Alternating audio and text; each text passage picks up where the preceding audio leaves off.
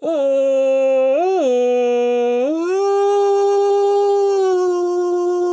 where am I? Where am I? Is everything okay? Okay, I know where I am. Where are you? Do you know where you are? Are you okay? Is your family okay? Everything all right? You guys keeping it together? You getting the bills paid? You getting through everything? You doing all right? Okay. Welcome. Please welcome. Welcome yourself. We're so glad to see you. We're so glad to see you here at the Dougcaster. Welcome to the Dougcaster. Thanks for coming. Have a seat. You better put your feet up. Grab yourself a cold beverage of your choice or room temperature whiskey. That might be more appropriate. That may be more appropriate. I've been working on a pint of Jim Beam since like 2 p.m. Watched a movie, so we're gonna have an extended movie time. I got a whole bunch of movies to talk about. I was like, fuck it, I can make a whole podcast out of that. But we got some other things to go over before that. Okay, so first things first. Fucking California is on goddamn fire. It's winter. It's winter, motherfuckers. It's not summer. Why the fuck is a great big portion, like all this really populated area, why the fuck is it burning up?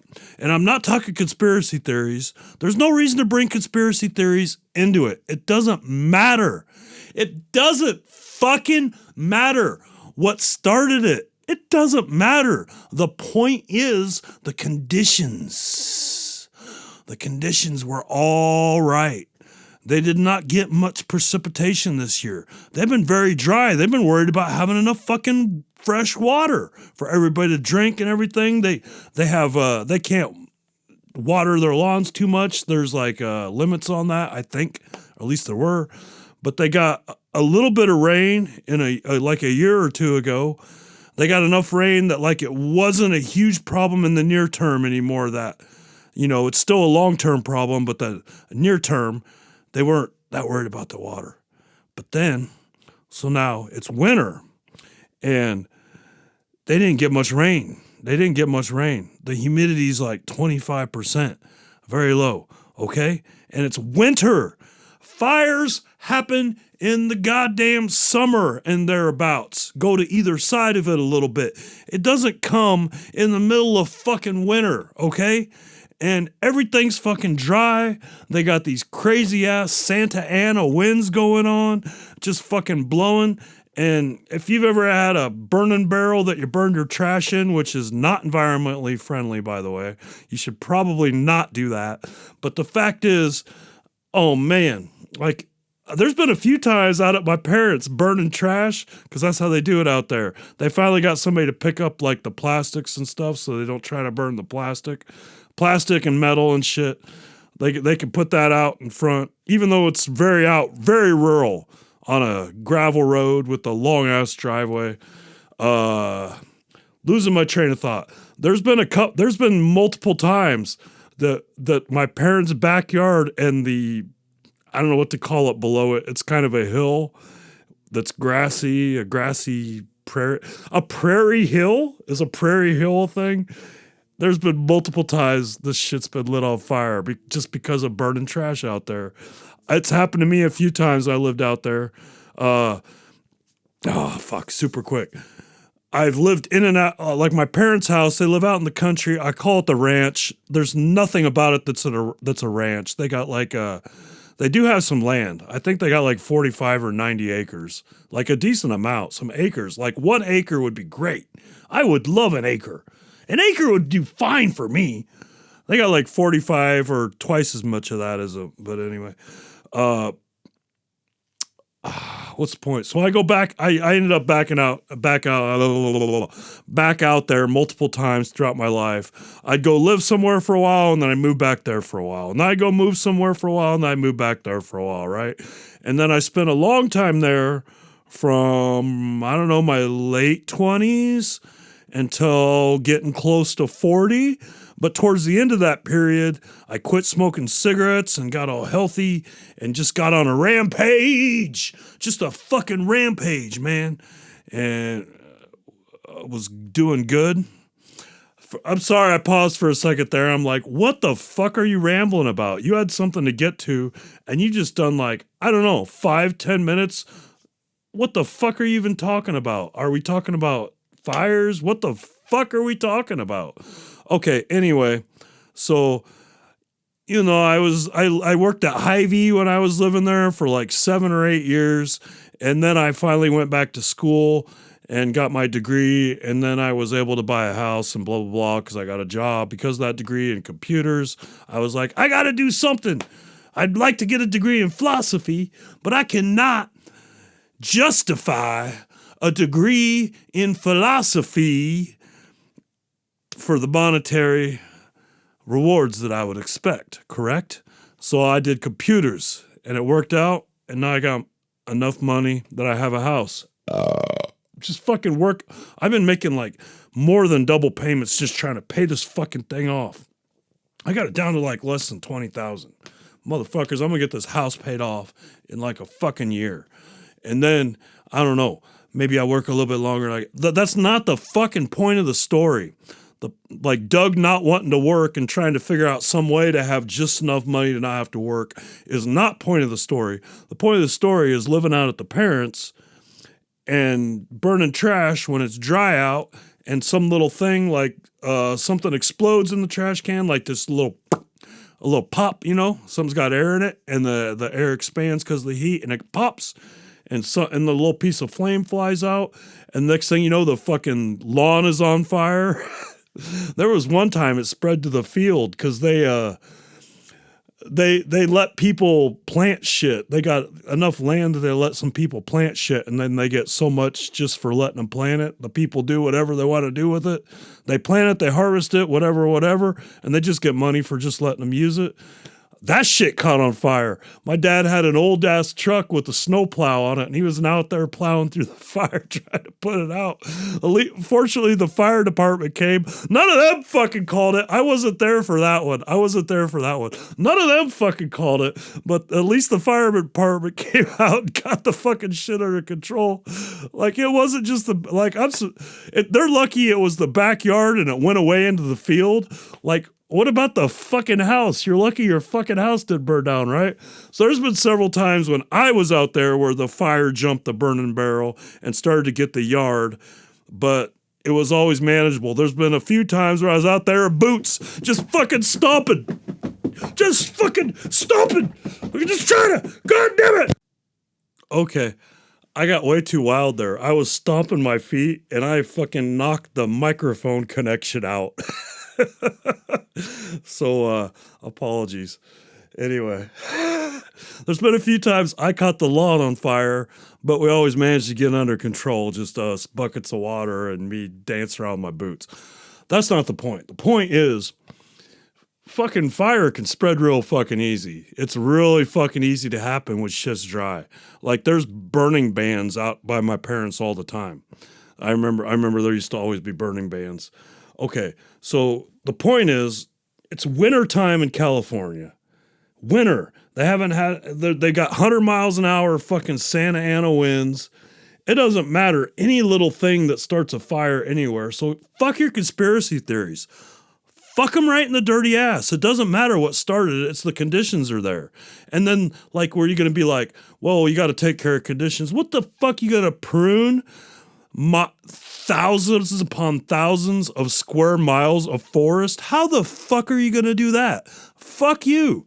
Like, it's just that the weather's changing and things are fucked. Okay.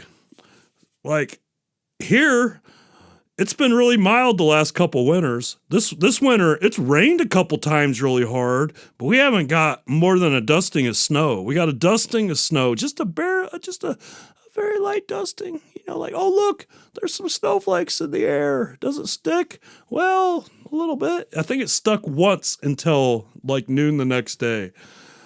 That's unusual. And knock on wood, I'm okay with not having a lot of snow. I don't want a lot of snow. Fuck snow. But at the same time, like, it's normal that we have snow. It's weird that we don't have snow. I'm telling you what, global warming, I don't care what you say. Like, when shit gets warmer, things get crazier, everything changes. There's way more hurricanes. There's way more tornadoes. I'll tell you what, those tornadoes, what was it, a year or so? Like, people out by my parents got really lucky. My grandma, my mechanic who lives by them, both of their places were completely destroyed. They both had to rebuild. They're still rebuilding. And our neighbor on the other side, their neighbor, I live in town. Fuck. But yeah, tornadoes and shit. Yeah, it's crazy. It's crazy. Crazy. Global warming is crazy. And it's nothing new, okay? Scientists have been like having congressional hearings. Carl Sagan, my man Carl Sagan. I love Carl Sagan so much. I watched the original Cosmos, his series. Not the newer one with Neil deGrasse Tyson, the cool black dude. He's a good dude. Love him. But that one's good too. But it's just not the same. The original Cosmos, it's a little dated. The graphics that were state of the art at the time are no longer, they kind of look a little bit cheesy now. And he's telling you everything that they know about, from the smallest thing to the biggest thing. He gives you the 1,000-foot overview of everything we know, from the smallest thing to the biggest thing, over 10 or 11 episodes that are about approximately an hour each. And I have it on DVD, and I watched it 7 years ago. No, it's been longer than that. I watched it 15 years ago. It kind of changed my life. Carl Sagan's voice it's beautiful. Just the way he communicates these things and explains them. But that Cosmos, it's got some outdated scientific stuff from it, because it's from the mid-early 80s. And so it's almost 40 years later, so we know more stuff. It's got stuff about we don't know if the universe is going to expand so far and then the gravity is going to pull it back together, or if it's just a big bounce, it expands and then gets pulled back together and then it big bangs all over again, or does the universe just keep expanding, or there was some other thing. But the big bounce, that's been the math says, no, it's just going to keep expanding. It's just going to keep it. This is all immaterial. But the thing is, global warming, Carl Sagan, among others, talked specifically, Carl Sagan talked to Congress in the very early 80s and laid out global war. You can look it up on YouTube. Just search Carl Sagan Congress. Carl Sagan Congress, global warming, climate change, whatever. It's rebranding too. Global warming, that's alarming. Climate change, oh, that's a little easier to swallow. It's all about name. That George Carlin did a whole thing about how they call things shell shock. Nope. Now it's post-traumatic distress disorder. I can't redo the Carlin bit off the top of my head, obviously, but it's important. George Carlin was a master of language, and he was a philosopher, and fuck you. He's awesome. George Carlin's awesome. But anyway, Carl Sagan, climate change, i.e., we're all fucked. Anyway, he went before Congress in the early 80s and explained it very simply. Greenhouse is a bad word for it because it's very different than but that's the general term. Because in an actual greenhouse, the processes are very different.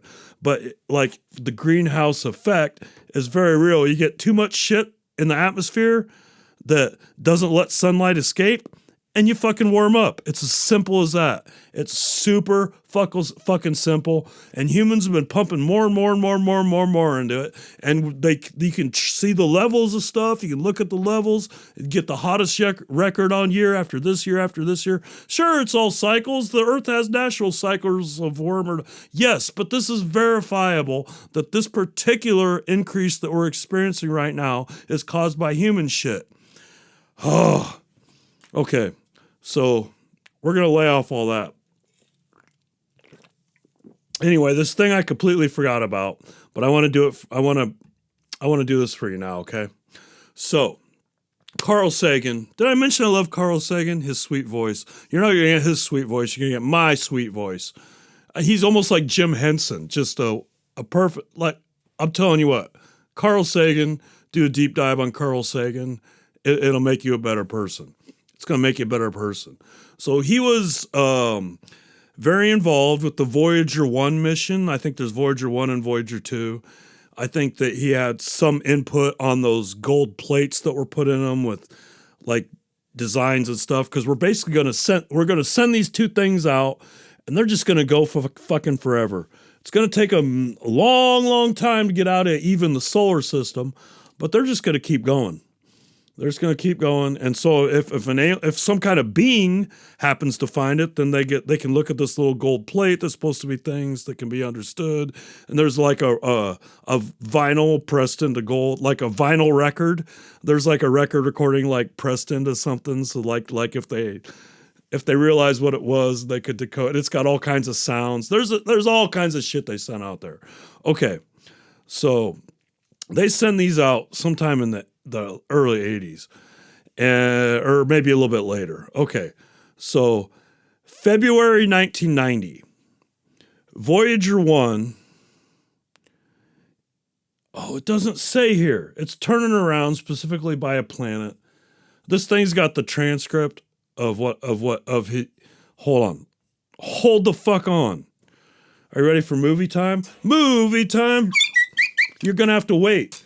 This is a different thing. Okay, so it doesn't say what planet it is. We gotta know. Pale blue dot, picture information. Pale blue dot,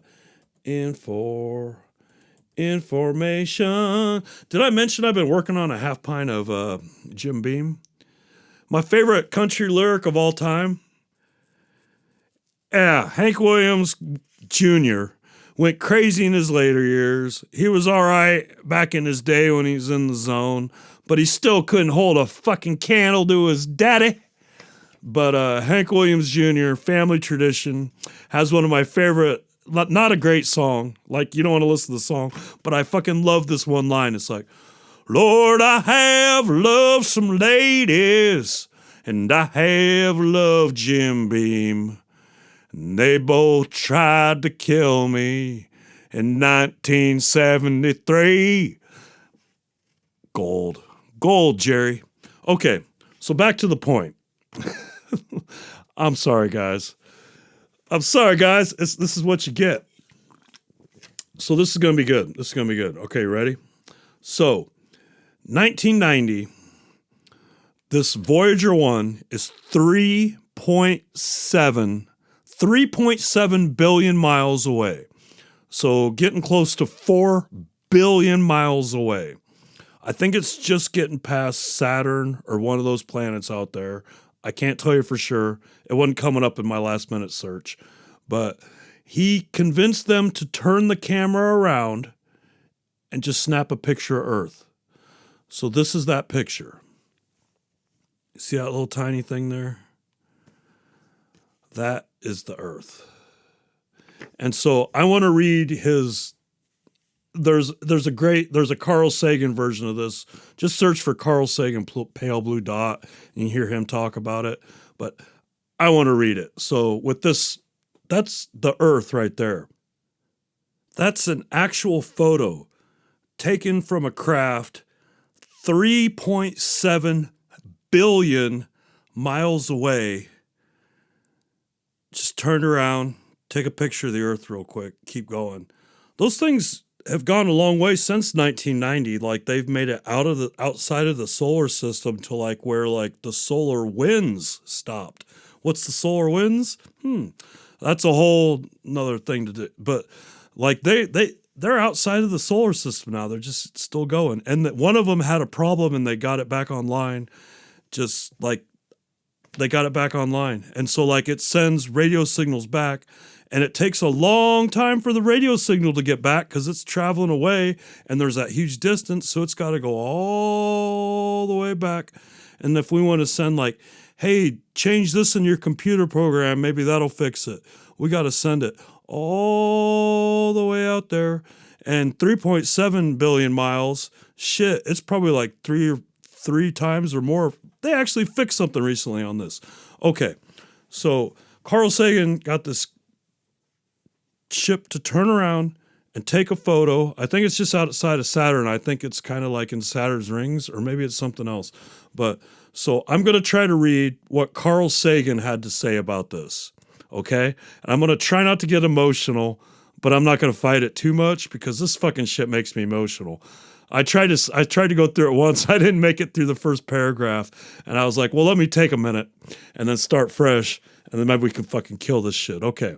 So look again at that dot. That's here. That's home. That's us. On it, everyone you love, everyone you know, everyone you ever heard of, every human being who ever was, lived out their lives. The aggregate of our joy and suffering. Thousands of confident religions, ideologies, and economic doctrines. Every hunter and forager, every hero and coward, every creator and destroyer of civilizations, every king and peasant, every young couple in love, every mother and father, hopeful child, inventor and explorer, every teacher of morals, every corrupt politician, every superstar, every supreme leader, every saint and sinner in the history of our species live there. On a mote of dust suspended in a sunbeam.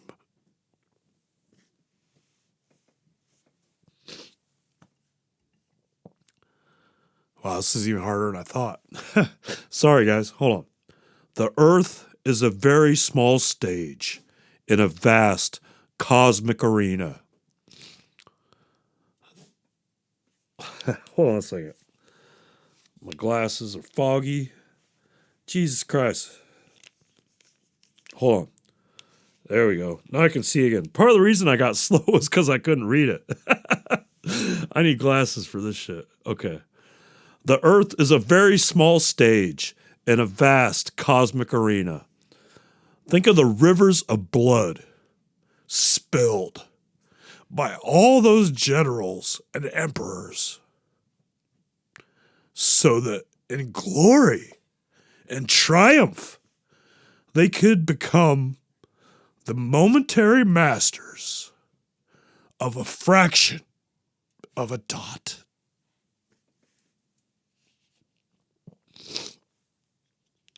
Think of the endless cruelties visited by the inhabitants of one corner of this pixel on the scarcely distinguishable inhabitants of some other corner.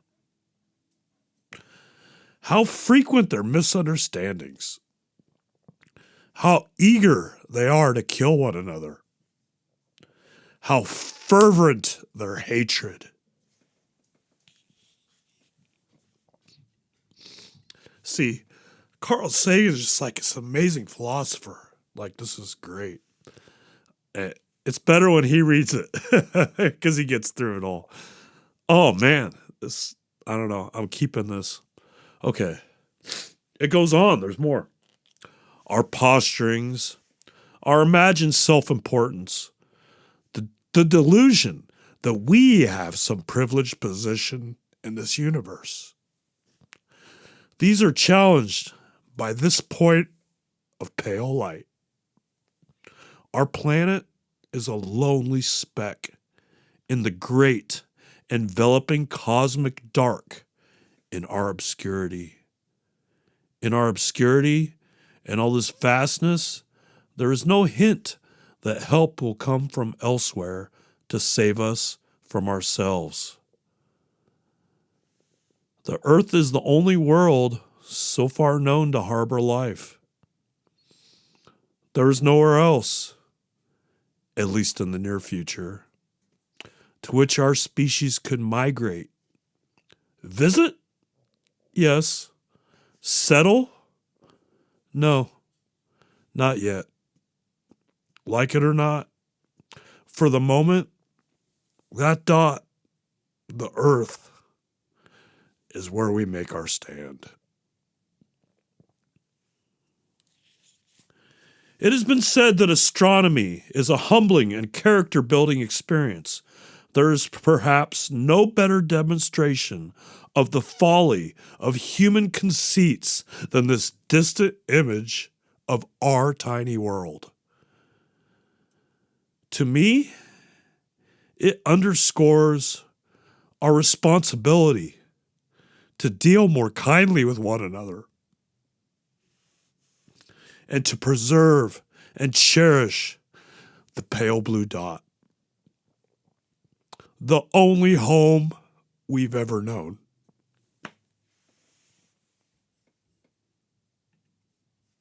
Yeah! Wow. Sorry, y'all. I bet a lot of people abandon this podcast because you don't want to hear somebody get emotional. Fuck you. I don't know. Wow. Pale blue dot hit stronger than I ever thought it would. Of course it's going to hit after fucking more than half a good half pint or so of Jim Beam. Of course it's going to get hit hard. What the fuck do you expect? I'm keeping it. We got all kinds of stuff to talk about. You ready to talk about some shit? Jesus Christ. That was heavy. I mean, it's so good. You should find the Carl Sagan version. There's a really good version. There's a bunch of versions out there of it, but there's one that's like really good where it's just like this picture of it, and then there's like some text in the corner that tells you information about it, and then like there's a little arrow to it, and it's like 30 seconds have gone by, which is silence, and then just Carl Sagan starts talking. That's the one. That's the best. That's the best version. I think that's straight out of. Wow, it's probably not straight out of Cosmos, but that's the best one. Oh man, that was cathartic. I tell you what. Let's see what we got here. Okay, so Jeremy J Money Hustler, fucking big titty boy himself, bringing the rain, bringing the fire. J Money, my man J Money. He hooks me up with the good liquors and the good beers. J Money, he knows the score. J Money posts in the group chat. Mac Miller and the internet live in London shortly before watching movies with the sound off came out. And one of my favorite things, Jeremy hipped me to this too. One of my favorite things on the whole fucking internet is Mac Miller doing objects in the rear view, the space migration sessions with the internet. That's one of the best songs ever. Mac Miller, Objects in the Rear View. The Space Migrations one will come up if you search that. But he had this live from London thing with those same guys, and it was really good. It was really good. There's no particular, it's not something like you point to like this one particular part is the awesome part. This is the part you need to watch. It's just kind of like overall, it was fucking amazing. Overall, like this, I don't know, he's like maybe 21, maybe 22. And he's just up there like he even likes like, hey, I'm trying to catch my breath here. That's why I'm trying to talk to the crowd for a second. Like, I get it, bro. You up there doing some serious shit. Mac Miller. Miller Mac dead. My buddy, dead. He's got a new album out too. I don't know. It's called Balloonerisms. Balloonerisms, like a balloon or ism. And I was listening to that after watching that video, and then I just decided to pause that and do a podcast. So that's what I was doing. I was indulging some Mac Miller. Woo! And I was like, hey, let's do the podcast. We got all kinds of things to talk about. Okay, I want to promote a couple things. Promotions call for this. Promotions.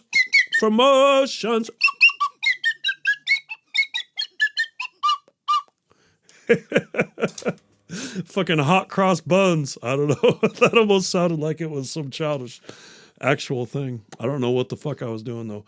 Sidewinder Blues. That's the thing. Okay, here's a screenshot. Shit yo pants, all one word, and then space vids. Sidewinder Blues. Search shit yo pants, space vids, space Sidewinder, space blues. Search that. It's the funniest fucking thing ever. Like, I don't know, the first 20 seconds of it are the funniest thing I've ever seen in my life. So I'm wearing a captain's hat, and the song that me and JP recorded, like we had a pretty simple beat on the keyboard, and then he played guitar and made up lyrics, like it's all him. But I played slide whistle throughout the thing. And so we do this video where at first it comes out, I'm like shaking the maracas, and then I play this slide whistle like my fucking life depended on it. And this is like, we had the song and then we recorded the video like way after the fact, so it's trying to play along to it, and it makes fun of that. I'm telling you what, this is the funniest thing ever. You gotta fucking watch it. And JP, he does some things, and there's one part where he like kind of falls down and he comes up to the camera, and he's got a guitar pick hanging from the corner of his mouth, like just stuck to the corner of his mouth. I don't even know how where that. And then he like his eyes go meh, and he falls. It's so fucking good. And then the very end, I got this one part where I like pull my pants up and start bopping to the beat and pointing my fingers like that's great. It's great. It's funny too. JP just fucking kills it, like, because that original track, he's literally like the audio on that, he's literally making that up. It's literally, there's a drum beat, okay, let's go. And he starts playing, like I played the slide whistle, that's totally improvised too, but it's a fucking side whistle. He's got the fucking guitar. Oh, dude, check it out. Good shit right there. Good shit, you gotta check that out. And then also, I gotta mention Lovey Dougie's latest EP, 3 Ballads for No One. There it is. Check that out, please. It's on Spotify, iTunes, anywhere you want to search for it. Anywhere you want to search for it, it should be there. You should be able to find it. Anything you listen to music on. It's 3 songs. I like the first one. I really like it. The second one is the best one, I think. JP says the second one's pretty good, too. He's like, I've been listening to it a little bit. That second one, that one pretty good. And I was like, yeah. Oh, fuck it.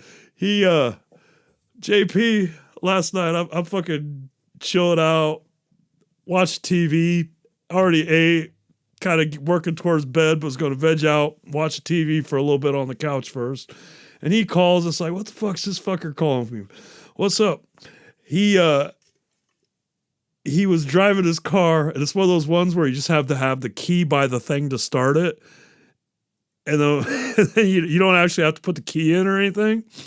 So he had it going. He stopped at his house and left it running and went inside and set the key down and went to the gas station. And, he doesn't have the key. He can't start it again. He's like, man, any way you can pick me up? And I was like, yeah, that's no problem. My dog would be super excited to come over. Poor Stark's been cooped up. Finally went for a walk the other day. We hadn't gone for a walk for forever. Just the fucking weather, man. Cold shit. I'm taking a week off in the spring when the weather's nice, and then yeah, I can hear it now. It's going to be like towards the end of the quarter. I'm gonna be like, all right, this is the week I finally want to take off. Well, it's kind of the end of the quarter because you know, and because of the weather, I want to make sure the weather's gonna be nice, so I can't take it too much in advance. I need to be like the week before, be like, hey, y'all mind if I take next week off? I'm due. I haven't taken a week off fucking forever. All right, okay, so that's that stuff. I watched, wait, what's this? What time is it? What time is it? It's movie time! It's movie time! It's movie time!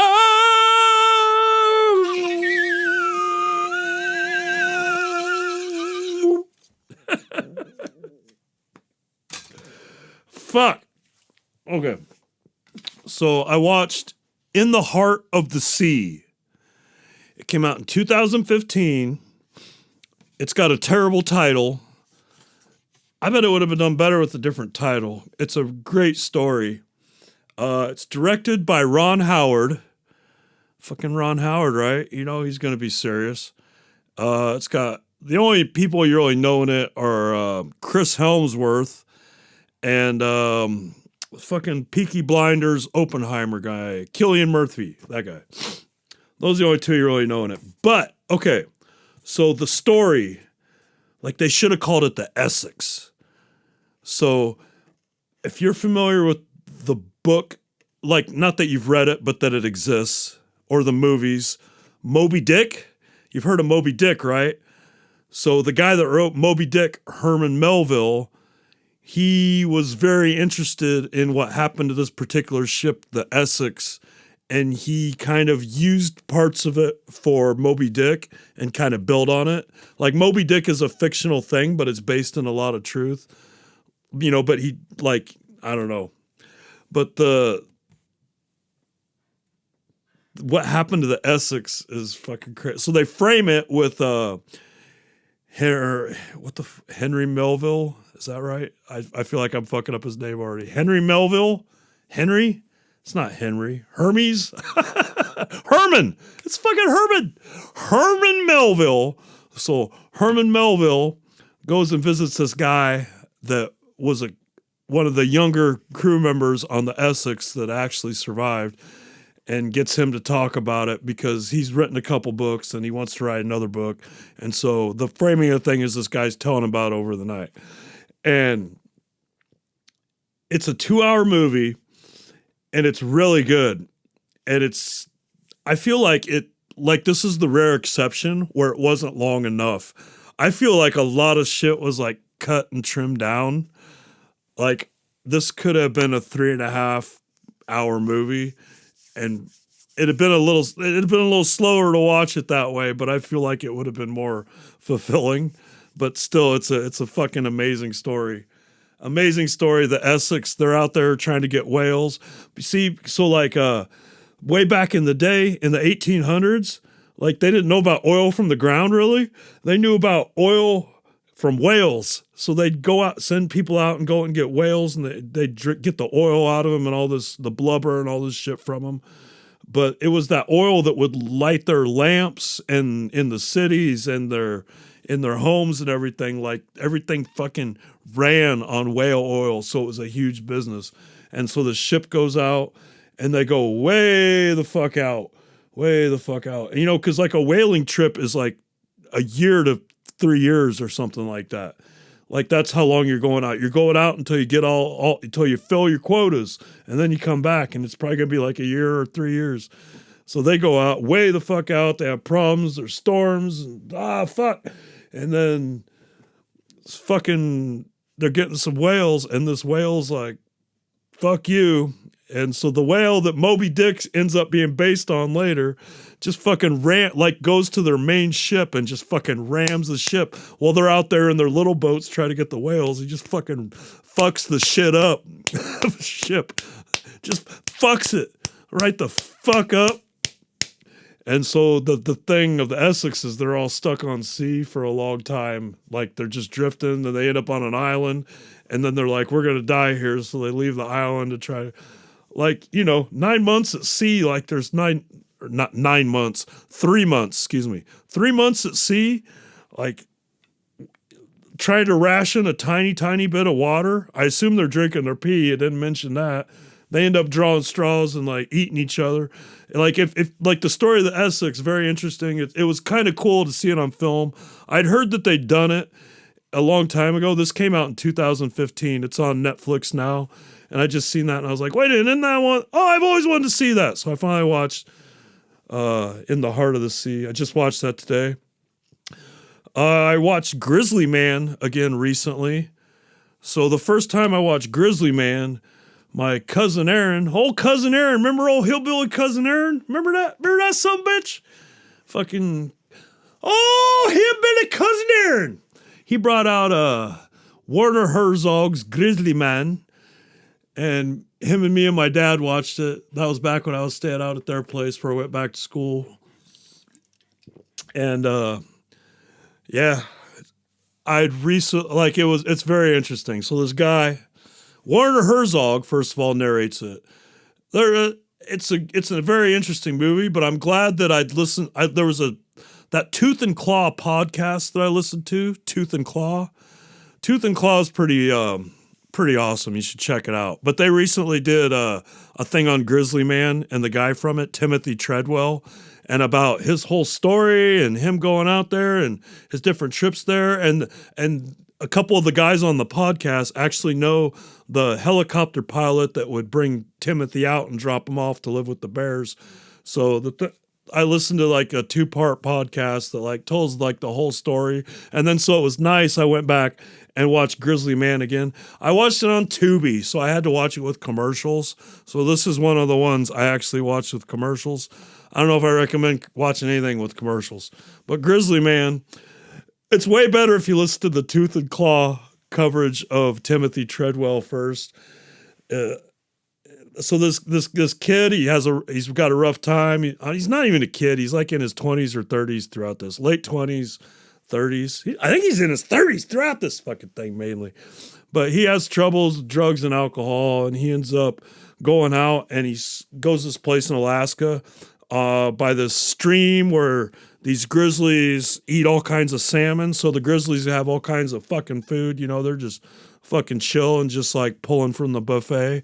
And so he was able to go kind of hang out with them. And he's like, oh man, I'm a bear whisperer. I need to go live with bears. So he hangs out there and other places with bears. And, there's a lot of neat video footage. I'm sure like it's very pared down, but at least you get to see it. There's video footage of him out there. And tell you what, spoiler, it does not go well for Timothy Treadwell. Like, people warn him, and he's got people giving him a hard time. Like, he shouldn't be out there with these bears and stuff. And then he gets this lady out there with him, a kind of a girlfriend or something. And so they're out there in the really dangerous grizzly place. Like, he rotates between a few places, and this is the super dangerous place. And long story short, it doesn't end well for him. Him and this girl get eaten. And the video camera was not on for that, but the audio was. Like it was recording, but the lens cap was still on, or it was in the tent pushed up against something. Like, anyway, there's no video, but you can hear the audio. I guess there's like 25 or 30 minutes of audio of Timothy Treadwell basically being eaten. And then it seems like then the bear goes for the girl, and there's like a scream, and then the audio stops. I have not heard the audio. You will not hear the audio. It's not available anywhere. Like, the person that owns it let Werner Herzog listen to it, and Werner's like, don't let anybody listen to that. So there's been a few people that have listened to it, but like everybody that does says you don't want to hear it. You wish you could unhear it. So it's better that we don't get to hear it. And the guys on the podcast, like one of them, because he works in the part, he like had access to autopsy photos from the, or not really I guess autopsy photos. It's pretty obvious what killed him. But between Timothy Treadwell and that girl, and they said, "Oh man, those are rough. Those aren't available. You shouldn't be able to find those either." But rough story, man. Like bears are fucking cool and awesome, but I don't want to meet one. I don't want to try to work on my bear taming skills. Because all it takes is, 9 times out of 10, it might be fine. And you might be able to be like, "What up, bear?" The bear's like, "I don't give a fuck about you." But then the one time the bear's like, "I think I'm going to eat you." Or like, "You're pissing me off." Anything. You're fucking done. You're fucking done.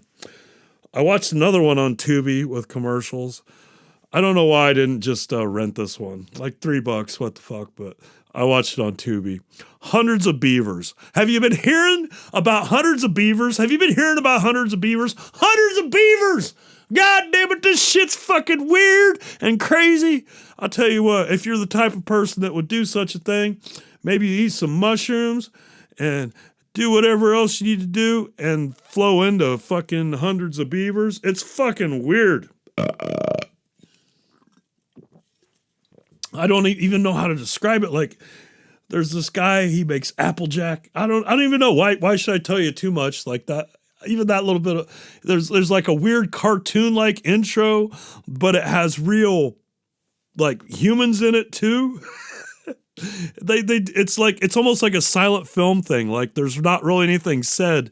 At one point, towards the end, this old guy says stuff and it puts it on the screen like with like old silent film subtitle style. But like there's no word, like it's so weird. And there's beavers and there's rabbits and there's raccoons. Okay? And they're all just people in costumes. And it's insane because it mixes like cartoon with like the real live action stuff.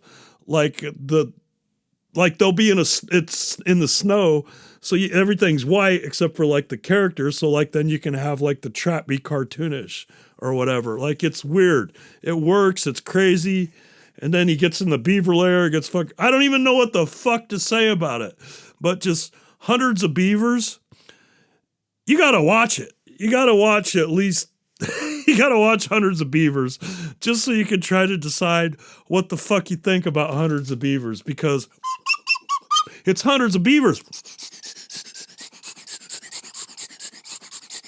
That was a beaver sniffing you.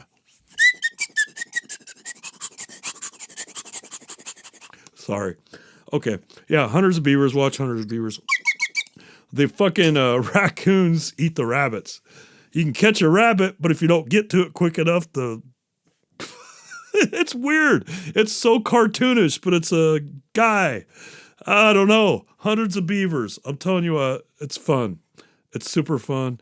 I first heard about it from Penn and Teller on his podcast, but I've since heard about it in a few other places. It's as crazy as they say. I watched Rebel Without a Cause. I think that was on HBO Max. Rebel Without a Cause, the old James Dean. I'd never watched a James Dean movie before. I've kind of been meaning to watch Giant, but it's like 3 hours long, and I've just never been in the mood to pull the trigger on it. Rebel Without a Cause was shorter. It was interesting. It was interesting to see him acting. Like, I don't know, it's very dated, so like everybody else comes off as super cheesy, and he kind of does too, but he's definitely way better than anybody else in it, if that's worth anything. But here's the thing, okay. So Rebel Without a Cause, I think that's really all I got to say about that. They have these crazy cars, like, okay, we're going to be cool, so we got these 2 cars we stole. You get in one because I think you're a sucker, and I'll get in the other one, and we're going to both drive to the edge of this cliff. And the last one to roll out wins. So like they're both planning to drive these cars off the cliff and roll out at the last minute. And whoever jumps out of the car last, closest to the cliff, wins. Fuck you, stupid fucking kids. Fuck you. Okay, but James Dean's character is named Jim Stark. Hold the motherfucking phone. Because my dog, dog Stark. Stark, he's laying right here. He just looked at me, Stark. His name is Stark, all right?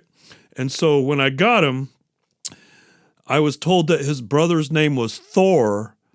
Thor, so obviously Stark is for Tony Stark, Iron Man. And Game of Thrones, there's a Stark character in that. People would ask me if he was named after Ned Stark. I was like, no, his brother was named Thor, so he must be named after Tony Stark. Well, now I'm changing my story. I'm going to start lying. I'm going to fucking lie about it. Because Jim Stark and Rebel Without a Cause, I'm going to say, yeah, his name's Stark. He's named after James Dean's last name in Rebel Without a Cause. My dog's named after a fucking cool-ass James Dean guy. Because I'll tell you what, it's probably actually true. It's probably actually true. Let me tell you my reasoning. I'll bet that Rebel Without a Cause came out before Iron Man, see? And so Rebel Without a Cause and the name Jim Stark was in the back of somebody's head. And so when they created Tony Stark, that's where that Stark come from. It was tucked in the back of his brain because of James Dean's character. All right? And so that is why I am justifying lying about that going forward. Ain't that great? Volunteers. Another movie. Volunteers. This is like 1982, 83, 84, somewhere in there. And me watching this now is akin to me watching a movie from the 1940s. Right when this came out, if I watched a movie as old as this movie is now, I would have been watching a movie from the 1940s. Isn't that fucking weird? Okay. Volunteers, Tom Hanks, young Tom Hanks, a little bit edgier Tom Hanks, very young, very young. Hey! John Candy's in it. Tom Hanks is a piece of shit rich kid who gets over his head in gambling debt, and he's gonna get his fucking ass killed because his old man says, I ain't bailing you out this time. So he's got a friend that's gonna go on with the Peace Corps to some other country, and so he goes to the airport and he says, hey, you gotta let me go on and steady or I'm gonna get killed. And the guy's like, I ain't gonna do it. This is really important to me. And he's like, you can have my car. And I don't remember. He gives him some money maybe. And so he gets on the plane. He gets away from being killed because of his gambling debts. And they go to this country. I don't even fucking remember where it is. Probably South America or something. John Candy's there. And They build a bridge. They have to build a fucking bridge. And then they have to blow the bridge up because the bad guys are going to use it. So they have to build up a bridge. And they have to build up a bridge. And then they have to blow up a bridge. And I don't know, Volunteers is probably the most skippable on the list. That one and Rebel Without a Cause. I mean, if you're in the mood for something like that, it's cool. It's fun. It's interesting. But it's not like it's a great movie. I did watch a good movie recently. I believe this one was on HBO as well, called Juror. The Rural Juror. The Rural Juror. Rural Juror. No. Clint Eastwood directed. Fucking crazy, crusty, cantankerous old Clint Eastwood. Hey, I like that. Good job, Doug. Could I do it again? I'm not going to try. Juror number 2, directed by the cantankerous, crusty, crazy Clint Eastwood. It's excellent. It was a really good movie. So this guy, he commits a crime, but doesn't have any idea that he committed a crime. For real. And then, I'm not going to give spoilers, so I'm going to say like that much. He committed a crime, but he didn't know that he committed the crime. And then he's on this, gets called on the jury for a crime that somebody's accused of, and through the course of learning about the case, he realized that he's guilty of the crime. How does that fucking work? It sounds fucking stupid, right? No, it works great. It's a good movie. The only person I recognized in it was J.K. Simmons, the fucking guy from Whiplash, the mean old guy from the Whiplash. Whiplash was a fucking excellent movie, and the soundtrack even is really good. That's some good music. And that's a fucking good movie.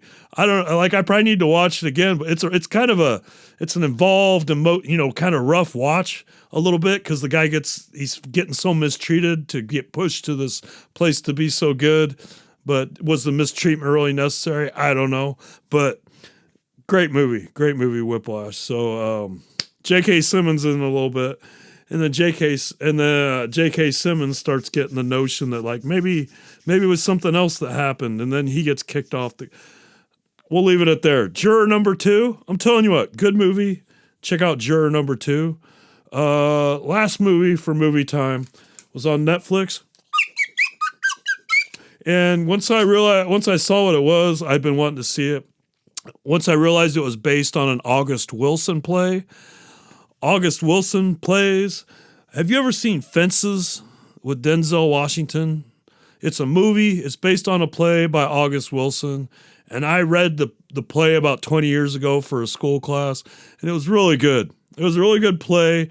And then to see it, because I never went and see the play. I never seen an adaptation of it. I just read it. But seeing the Denzel Washington version, I was like, that was a good fucking movie. I remember seeing that one in the theater. It was back when I still lived with my parents. I didn't want to be around for all the Christmas Eve bullshit, so I'd go to the movies on Christmas Eve, and I seen like 2 or 3 movies. I think 3 movies, and one of them was Fences, and that was my favorite of the 3. The least favorite of the 3 was the first Doctor Strange movie. That's when I decided like fuck superheroes, god damn it. But one more. I think I seen one more that night too.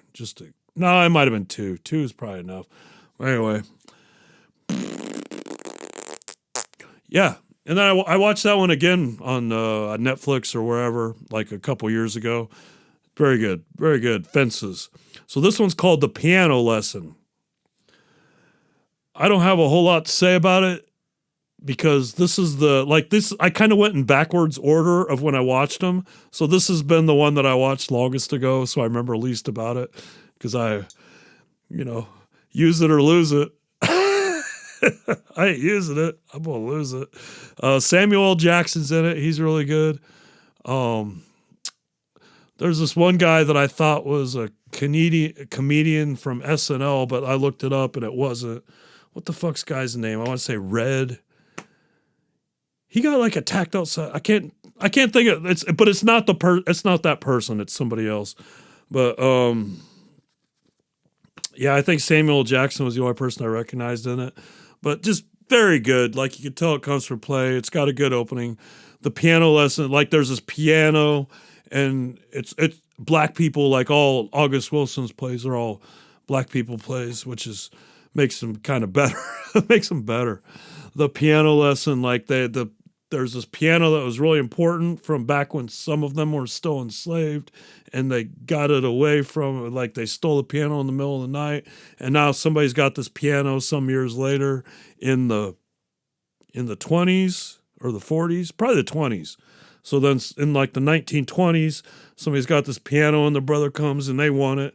And so it's just this big, like the brother comes and there's the brother and his friend trying to sell watermelons and it is what it is. And they come out to this place because of the piano and he's trying to buy some land, but he needs to sell the watermelons. And if he can get her to sell that piano and get half of the money because it's his inheritance too, it's his sister. But so it gets them two and the gal and her daughter and Samuel L. Jackson, which I think I don't know how he fits in, like a father-esque figure or something, but not really a father. There's another guy. It's just a lot of good people hanging out together, and there's fucking ghosts in it. Excellent. Fucking excellent. The piano lesson and Fences. If you've never seen Fences is a good father-son thing in the end. Like there's, I don't know. But Fences and the piano lesson. It's good, some good shit. I don't know. See if is there anything else, man? Hey! Hey! There you go. This has been another edition of the Dogcaster. The Dogcaster!